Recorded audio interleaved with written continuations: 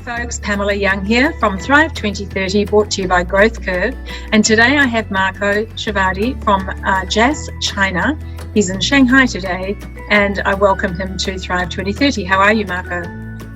Very good, Pamela. Thank you for having me. Oh, you're welcome. Very nice to see you, and thanks for your time. I'm looking forward to a conversation with you because we've got some big issues to talk about with regard to global logistics and supply chains, which is your thing. So just give me a second. I'd like to join you in Shanghai so that we can be reminded where you are. This is your beautiful city. Yeah, and you've just come back from a trip overseas and just come out of quarantine. So I guess you are feeling good today because you are free again. Absolutely refreshed. It was a long journey from Europe via Hong Kong to Shanghai, but absolutely refreshed. Thank you. Good. Excellent. Well, I'd like to start off by giving you the opportunity to share with folks what your journey was like over the last 2 years so that we can understand what it was that helped JAS Worldwide to get through the pandemic. I know we're not quite through it, and as you will help us understand, it's not at all over in China. But tell us about your journey and what was it about your business strengths that helped you get through to where you are today?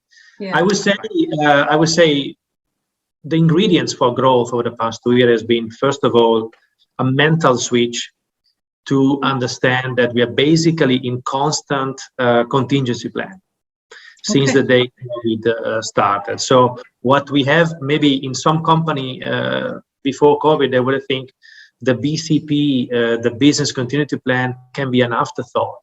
Now becomes actually reality.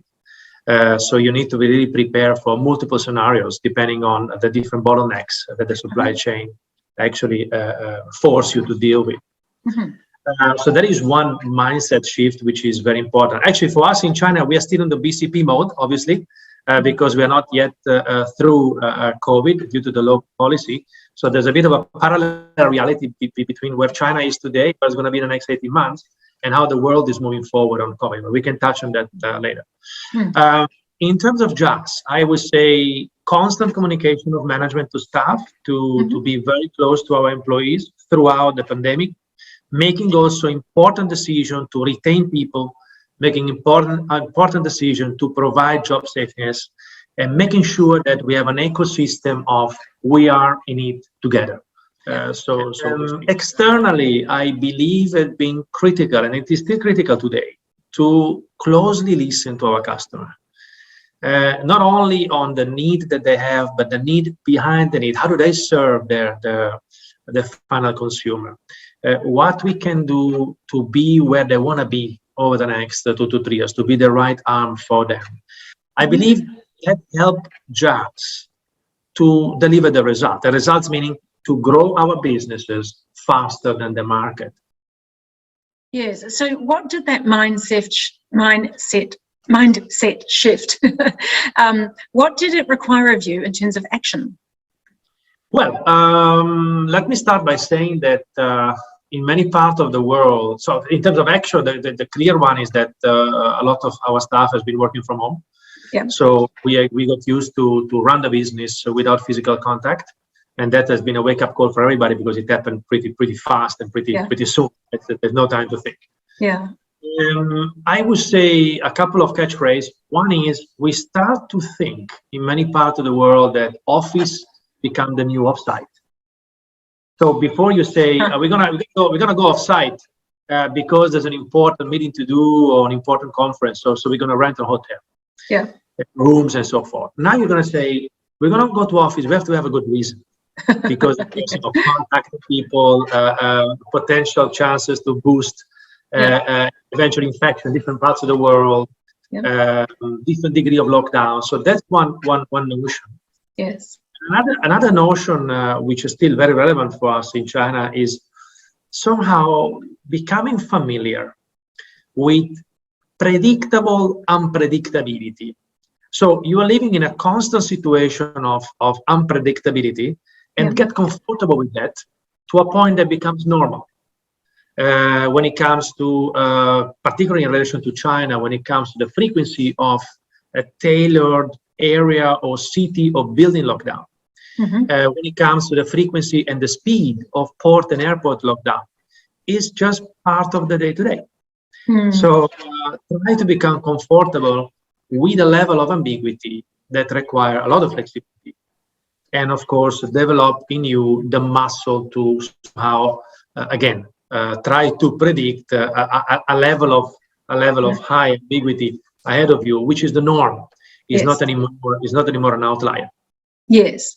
Can you describe what the locked borders felt like to a business that's a freight forwarder and a logistics company?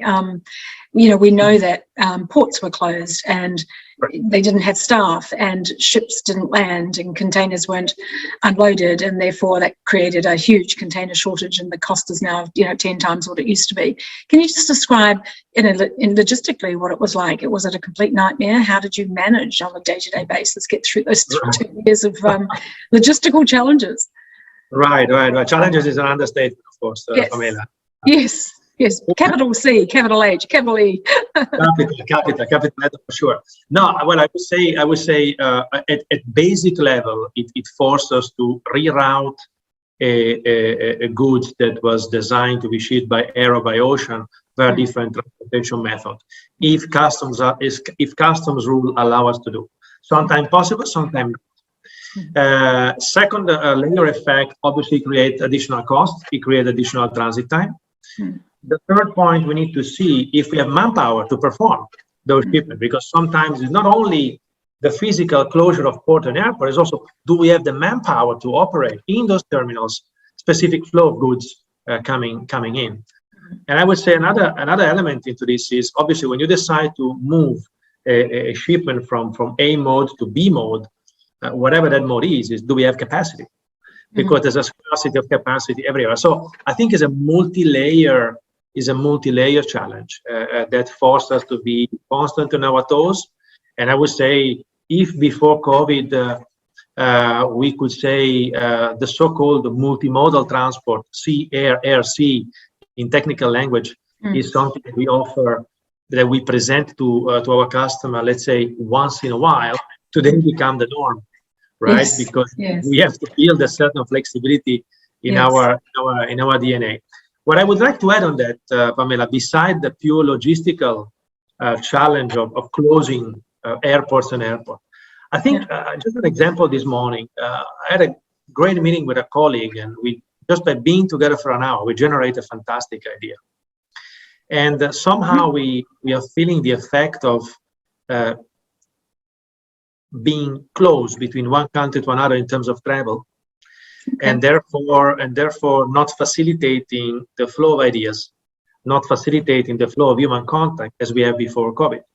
And as much as Microsoft Teams is a fantastic tool to support the connectivity, I would say we have seen in the past few weeks we have refreshed the value of the physical face-to-face contact.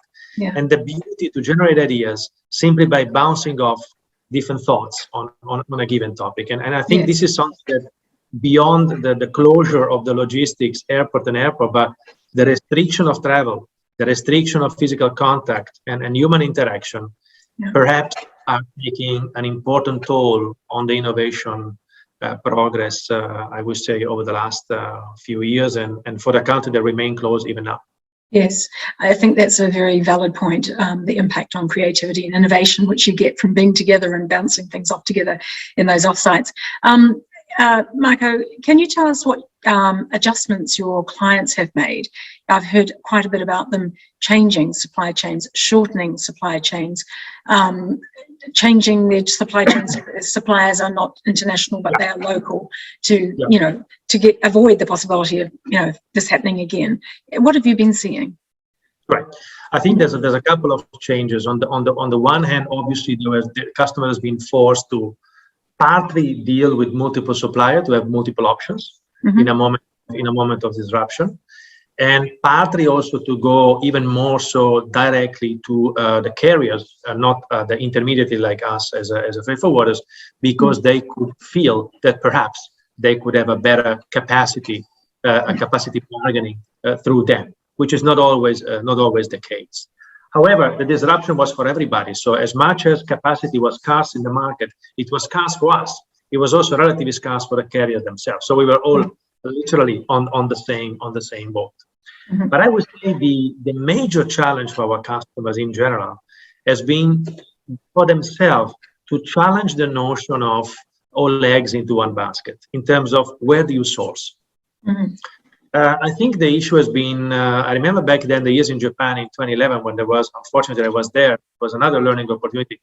The earthquake and the radiation situation in Japan, and there was a big impact on supply chains. Yes. Because the country stopped for a while. Now I think it has been obviously a global wake-up call. Just you cannot only rely on one country to the tune of 70 to 80% of your sourcing. Yeah. You have to have a diversification ongoing, even if economically it might not be convenient in the short term, but provide a better risk management, a better resiliency, I would say arbitrage in the medium term. Mm-hmm. And obviously it might be a way of thinking that goes against basic economics, but protect you or insulate you further would any disruption take place. Mm-hmm. Now, before COVID, this could have been an hypothesis. After COVID, I think this is certainly it's a reality. A reality. Yeah. How have the changes that have occurred in the last 2 years impacted price? I mean, I know that containers are an enormous price, but what about other parts of the service? Well, there has been, I would say, Pamela, around the whole supply chain. It's not only on the ocean, but also on the inland transportation, and also on the cost of labor. That the wages increase due to scarcity of manpower, because manpower has not been available due to quarantine, or they decide to change jobs and so forth.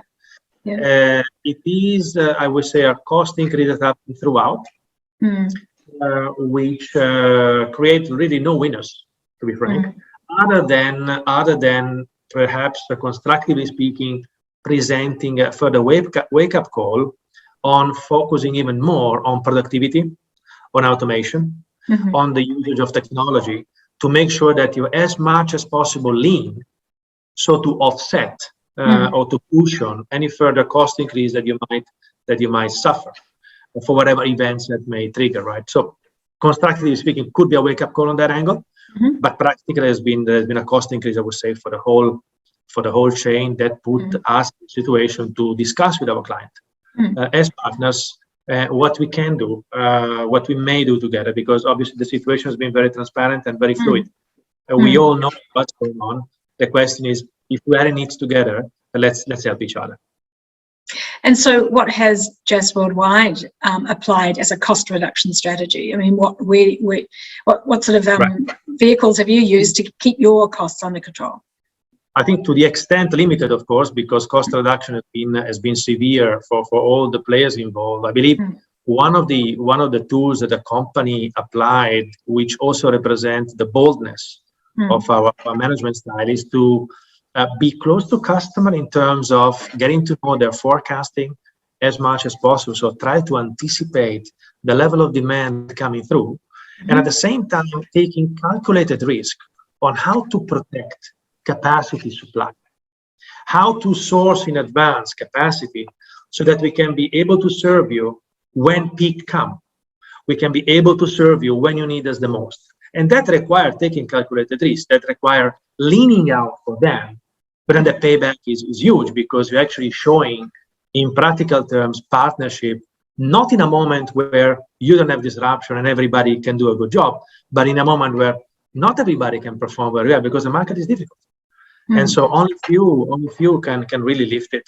And I believe JAS proved to do it by applying those technique, if you want to call it like that, calculated risk on the capacity side, both on air and ocean, and at the same time listening closely to our customer, expanding the notion of forecasting to a level of granular detail as much as possible, so that we have all tools to try to connect supply and demand to the best possible match that we can do.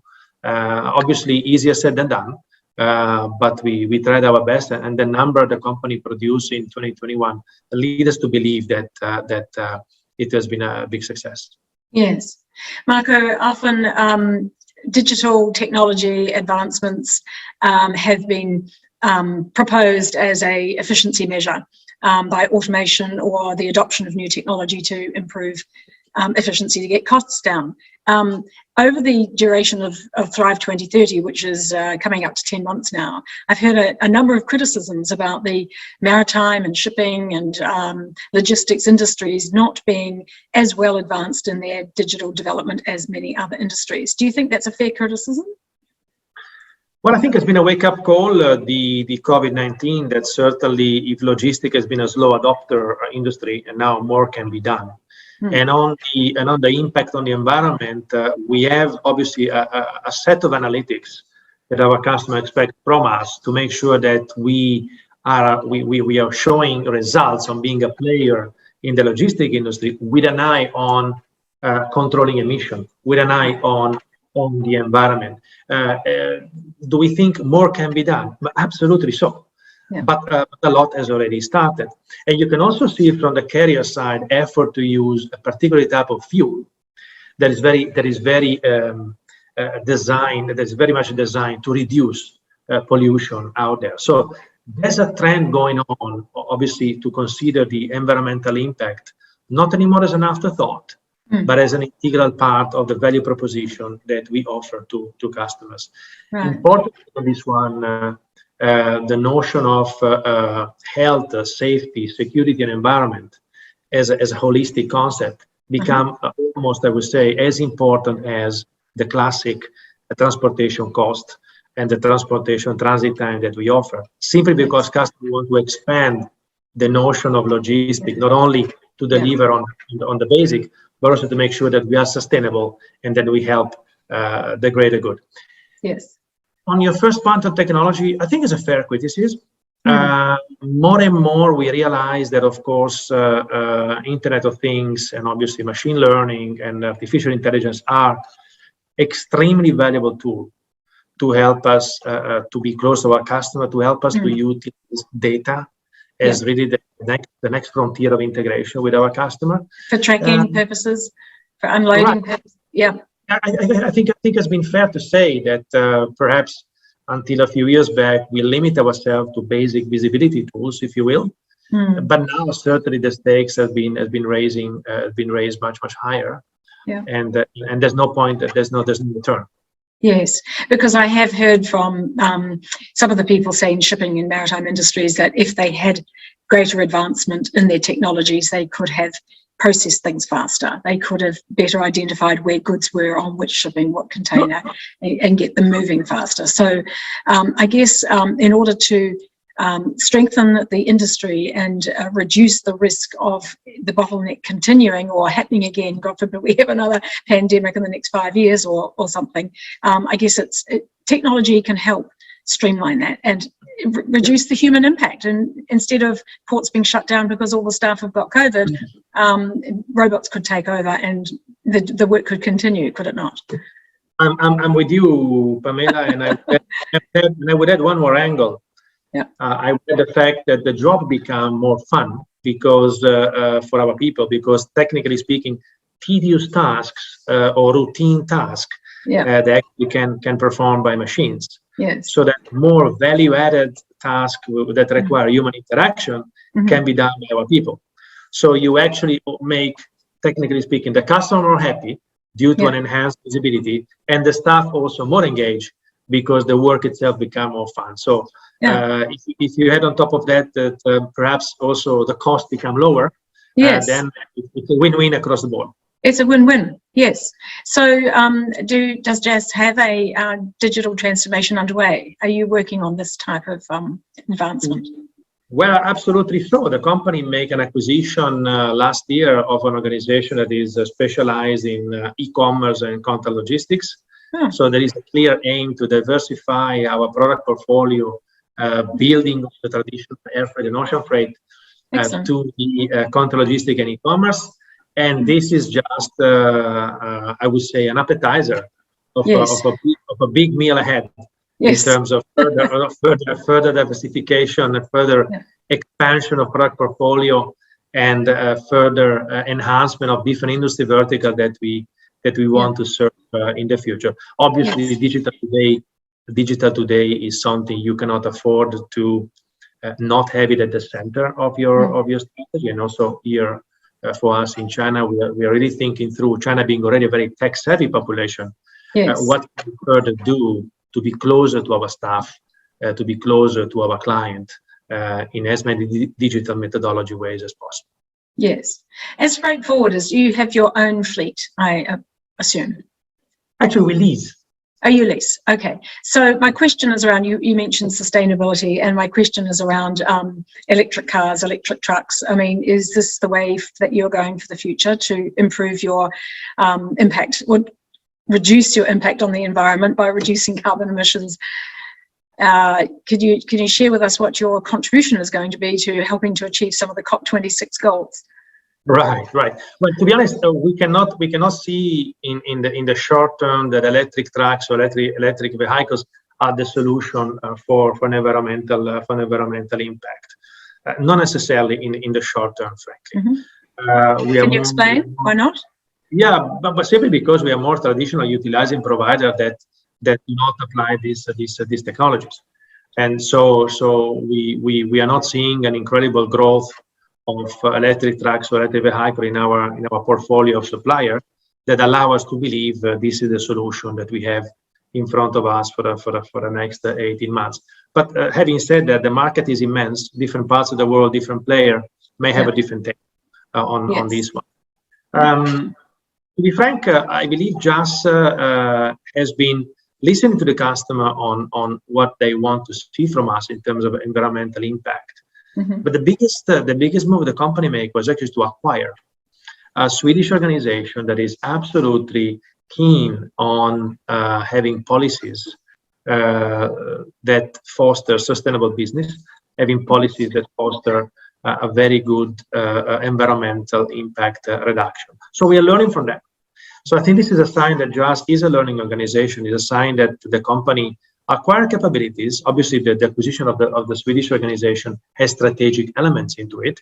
But at the same time, I think we can learn quite a lot from them when it comes to having a sustainable policy and also environmental impact, from the point of being paperless internally to the point of working with our customer on projects such as a circular economy, on how do we reduce waste, how do we collaborate between JAS and our customer to operate in a way to reduce the waste that perhaps our customer generates. So I would say is a territory where we can certainly do more, but now we have the right partner to learn from, and I think we're in a much better spot. Oh, it's great to have that new partner on board. But coming back to electric trucks, do you think that's going to be a possibility sometime in the future? Why not? I believe we have to be flexible, Pamela. That there's not enough grounds to say to rule out any particular opportunity. At the moment, it's not in front of us, but that does not mean that cannot be tomorrow part of our reality. Same as obviously electric vehicles, right? There's a lot of company now going into that type of production. Let's see if it will gain market share. Let's see if it will gain customer adoption, and if it will become at the moment a new reality for us. I understand that the people who are trying to build electric trucks are having difficulty getting financial sponsors and investment banking behind them, because it's not, people aren't adopting the idea quickly enough.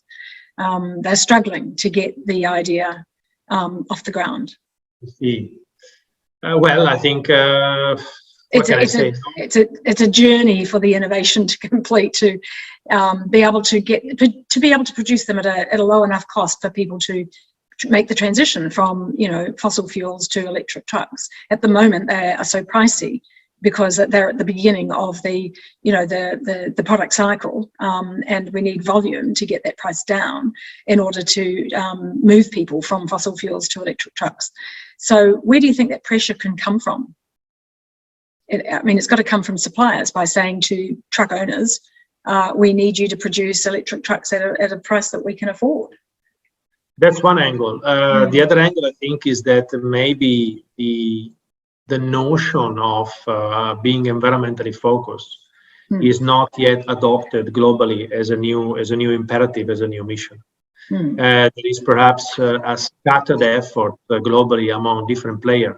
Certain companies take the environmental agenda at their heart. Certain company treat it as an afterthought. Certain company, they do lip service, but then they don't really focus on. So once you have that lack of unity of intent, it's become difficult to say, okay, guys, now we go for that together.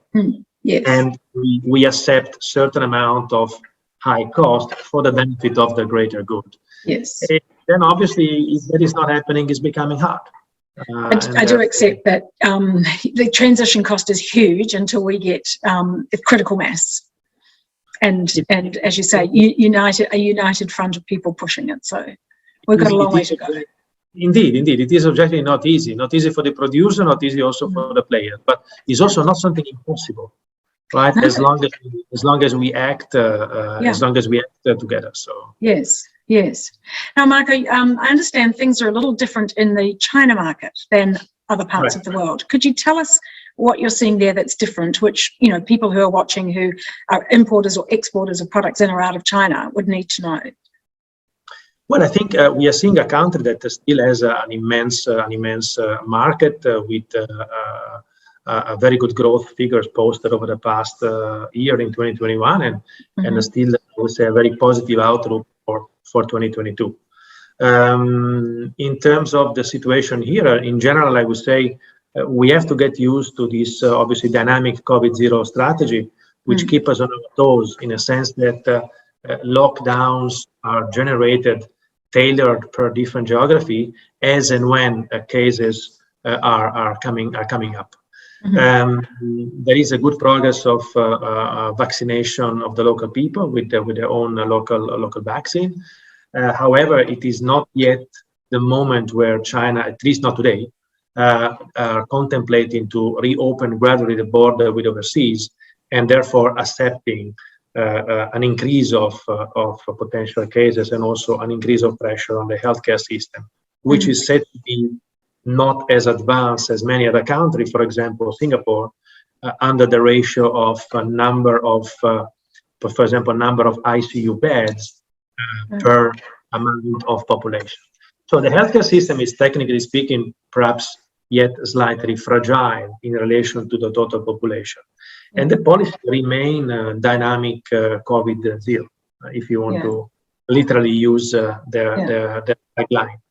And is this creating a sort of a parallel reality between China and the rest of the world? Partly, yes, in terms of opening to embrace the new life, allow me to say, after COVID. Yes. If I can say that, assuming no new variant coming in. Yeah. And they decided to take a different approach. That doesn't mean the economy is not growing; it is growing. Perhaps consumption is slightly less than it used to be before COVID. And perhaps one concern is that as the country remains hard to reach, obviously for anybody coming from overseas due to the strict quarantine regimes and documentation. And obviously it is difficult for local people to go out on overseas trips. Perhaps innovation might suffer.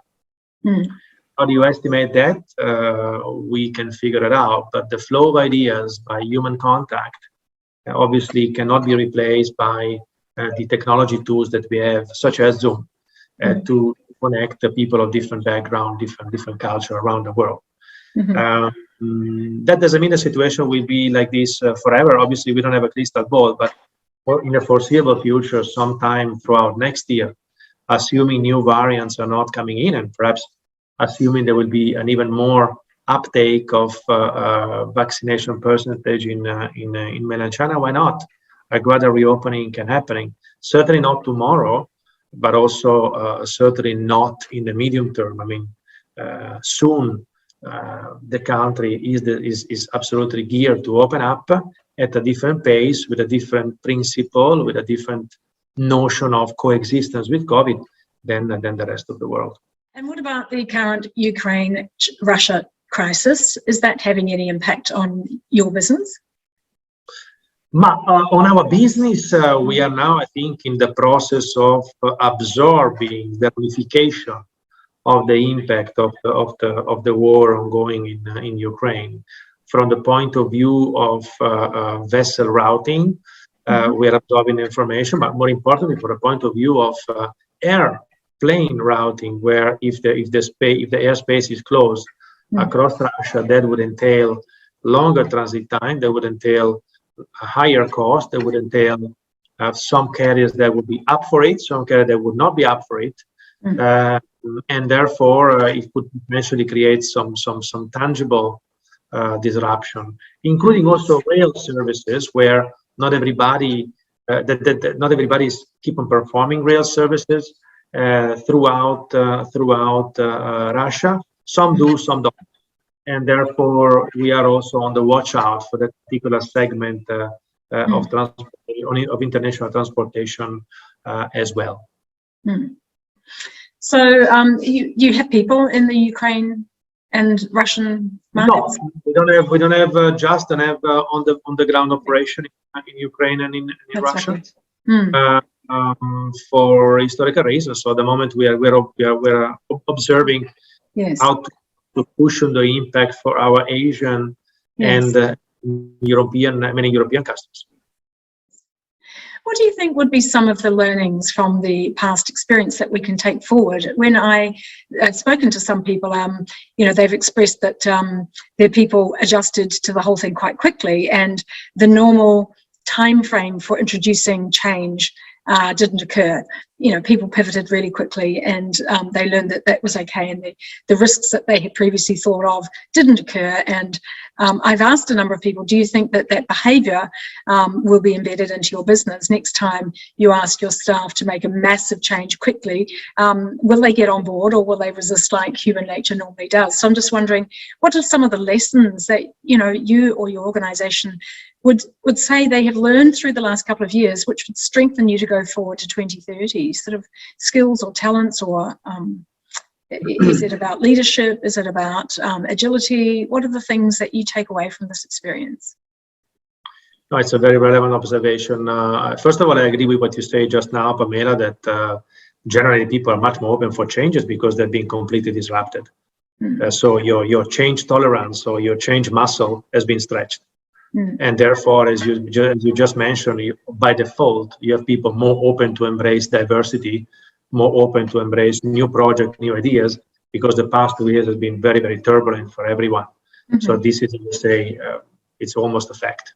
In terms of other learning, I would certainly have a big emphasis on empathy, particularly because now being connected virtually, that means you have to pay more effort to understand how people feel. And you're dealing with people in different geographies, exposed to different risks.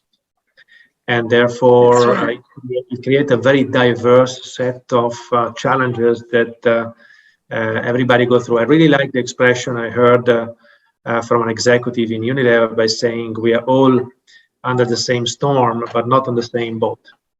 And I really agree with that. So you got to be able to understand on given the storm, on which boat are you, at what stage, personally and professionally, and the dynamics are changing, and you have to be able to have that sensitivity online, because you often don't have a chance to meet people face to face. So I think empathy play, and we continue to play a major role, emphasize more and more a coaching environment, asking, soliciting ideas from the ground, and learning what's going on, because every market has unique type of challenges that often are not replicable in other parts of the world, specifically about China vis-a-vis other parts of even Asia.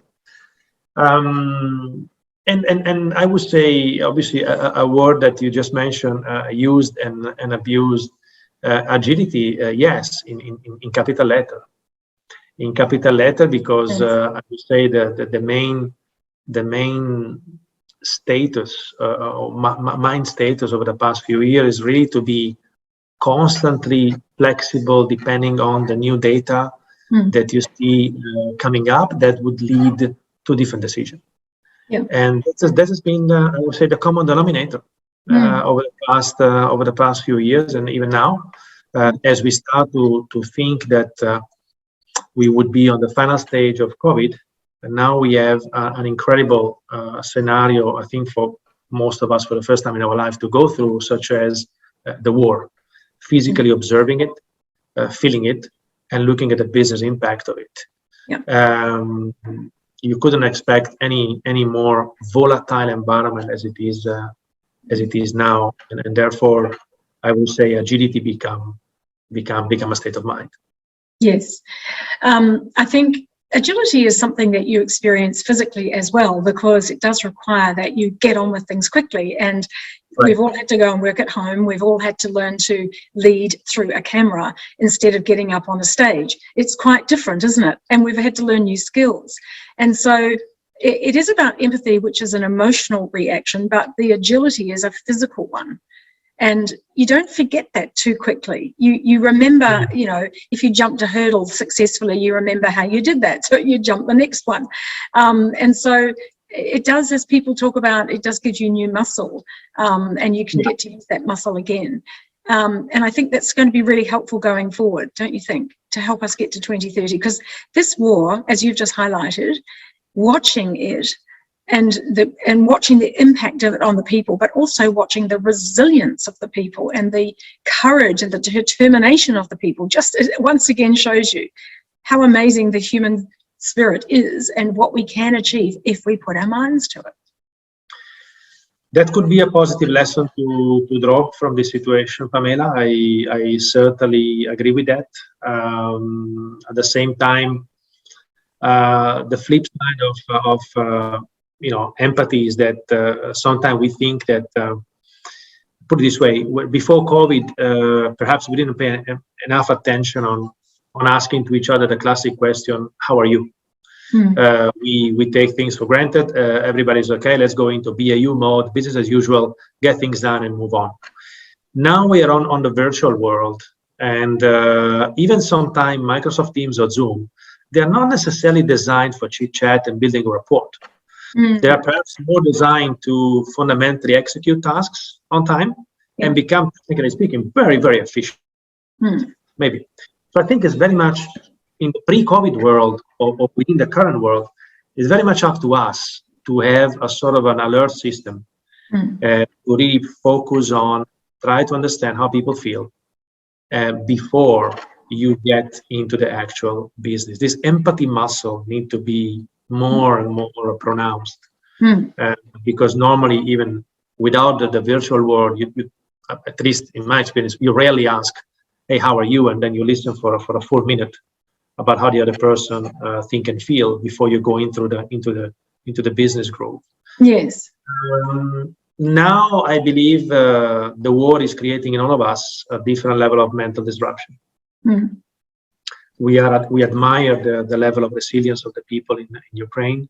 We also, I think, cannot come to terms with the fact of making a decision to create such a level of pain on another population, of course, in an unprovoked, at least from a military standpoint, unprovoked scenario. So one more time, right? We all feel it in a different way. And one more time, we're all not having a chance to meet face to face. So let's ask each other, first of all, how you feel, how are you? And it might not solve every problem, but at least it's one approach that can get us closer to show and to lead empathy between us as human, not only in the company where you work, but just also between friends. Let's don't forget that there have been people around the world who have been separated from families for months, for years. There are people who have been living overseas alone for a long period of time in a semi-lockdown scenario. So it's difficult to understand the level of pressure that people feel, because it is really dictated by the geography where you are and the industry where you operate, right? Yes. But I think I say to myself, I mean, asking that question help to cut through the diversity of disruption or pain we are feeling, and to get more emotionally connected. Yes. Do you think that business leaders are able to articulate the benefit that comes from asking that question, how are you? And having the empathy to take the minute to listen to the answer? What's the tangible benefit of that? Are they doing it because they feel, gosh, I need to do that, my people are isolated? Is it empathy for the individual's personal situation?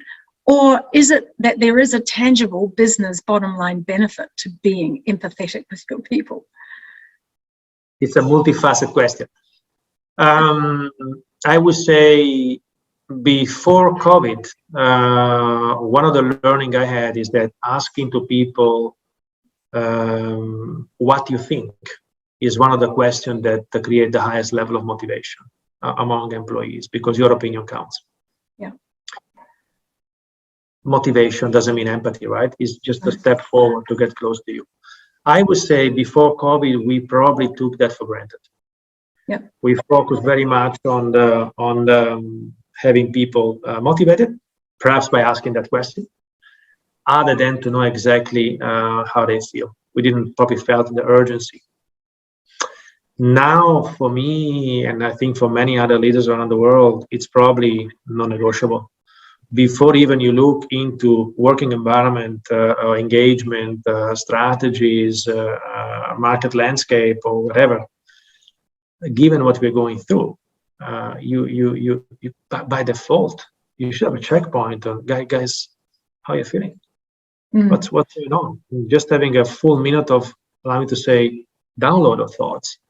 Yeah. That can get a sense on where are you on the change, on the emotional journey, because it is clear that a lot of people nowadays all over the world, there's many other thoughts in their mind, other than switching into business as usual. What is the tangible benefit bottom line? I think that's $1 million question.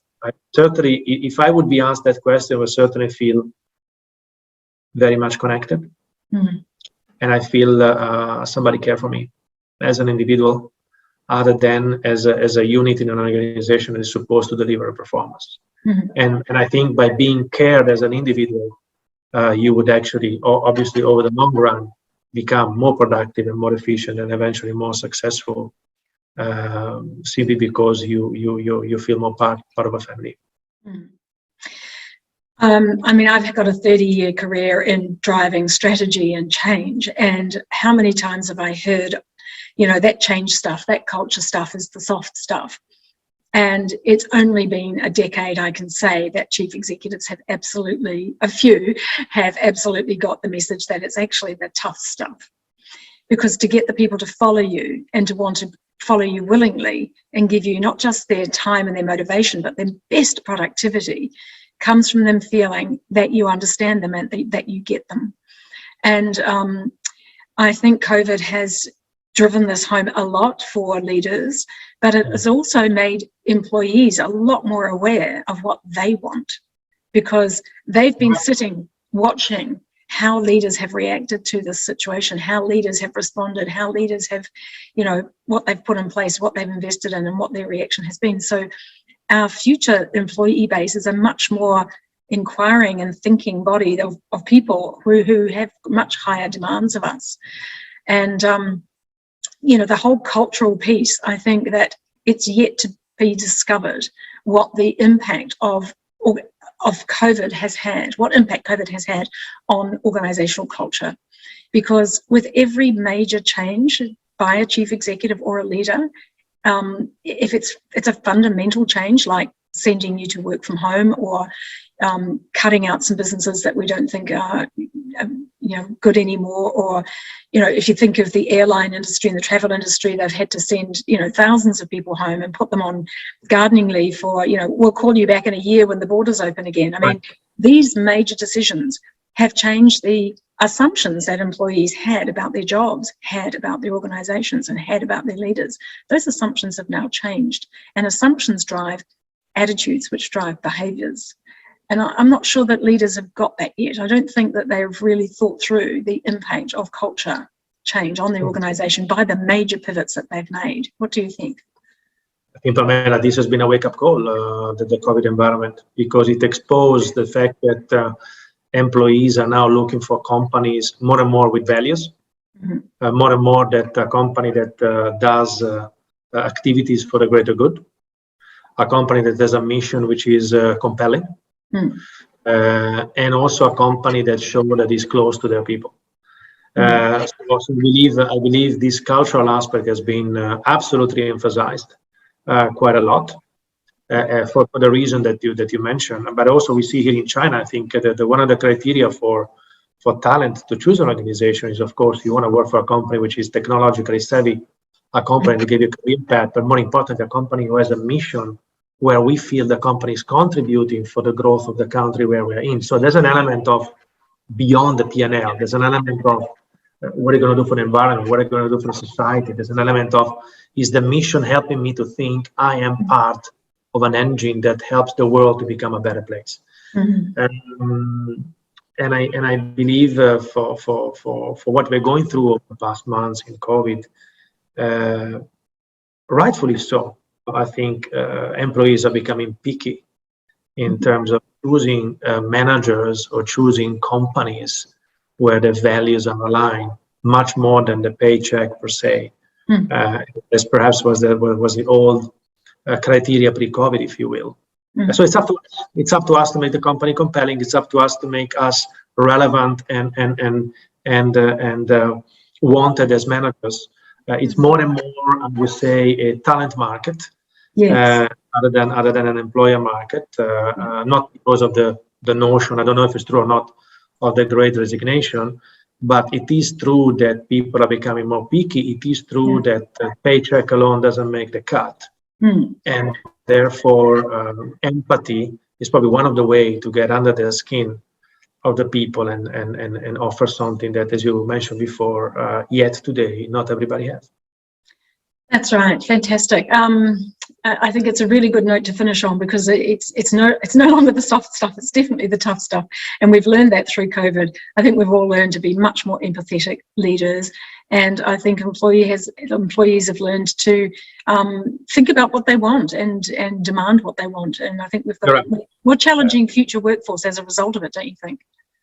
Absolutely so. But let me share that one of the attraction I have about JAS is that we try to live the motto of the company. So the motto of the company is people make the difference.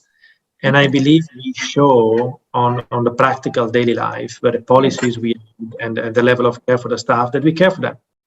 But we care for them not only pre-COVID, we care for them during the past 2 years, when they expect the company to act fast and to give a hand for them. So I really like this attitude of people make the difference, and I hope more and more organizations around the world are putting company culture and the people emphasis at the center of their attention. Because of course, Pamela, if staff engagement is not there, if the level of empathy and the emotional connectivity with your staff is not there, there's no point to discuss about strategies and business plan, because the baseline is shaky in the first place. So I think at least I want to believe COVID has been a great wake-up call and perhaps a paradigm shift, so that people are as important as performers, not just part of the cliche is an asset sitting on the balance sheet, but then we talk 90% about finance.